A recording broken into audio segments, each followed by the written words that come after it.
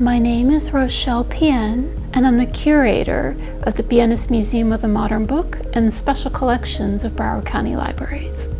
We're in the Bienes Museum Reading Room. Researchers from all over the world are able to come here and look extensively at unique and original materials. We're coming upon the holidays, and I wanted to pick a few things for people to see from the Bienes Rare Book Vault that reflected celebration and some of the character of the collections that we have here at the Bienes.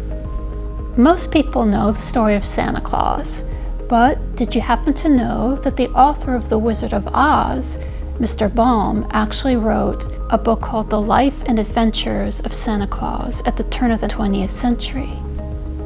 This was a very popular story illustrated by a woman artist named Mary Crowley Clark.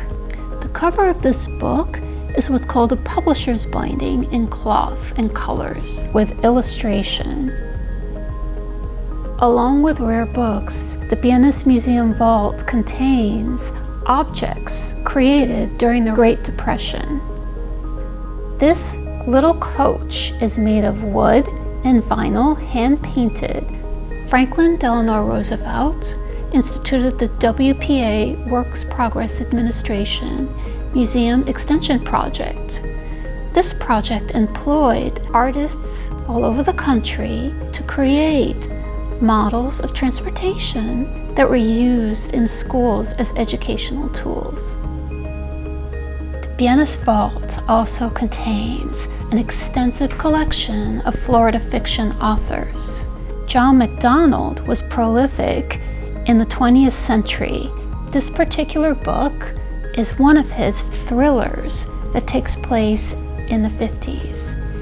He sold over 70 million books during his lifetime, many of which were made into film. The Bienes Museum has a unique and extensive collection of pop-up books. One of the precious things in early childhood is the enjoyment of pop-up books. Children are able to open the pages and see surprises. They get to see a new scene come to life and examine the pages, sometimes with movable images as well. This pop-up is of the old children's story by Grimm, Hansel and Gretel.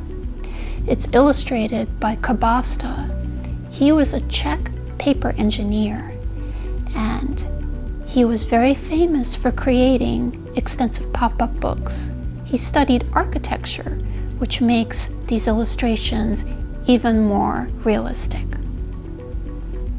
Sometimes valuable original illuminated manuscripts that exist in museums are recreated in exacting detail in order for people around the world to be able to visit a version of them locally. This is one such facsimile. The Rothschild Miscellany was created in the Renaissance period in Italy. It is the most extensive Jewish manuscript. It's fully illuminated in gilt and gemstone crushed paint, just like the original that exists in the Jewish Museum. It was commissioned in Italy by a Kohanim. This is a Jewish priest.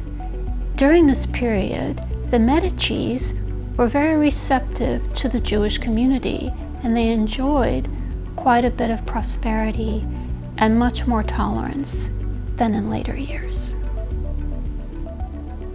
What originally attracted me to rare books and archives was the book as an object, as an artifact.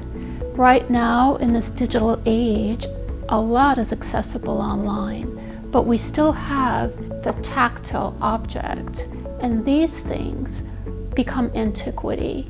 You can pull an item, touch it, notice its age.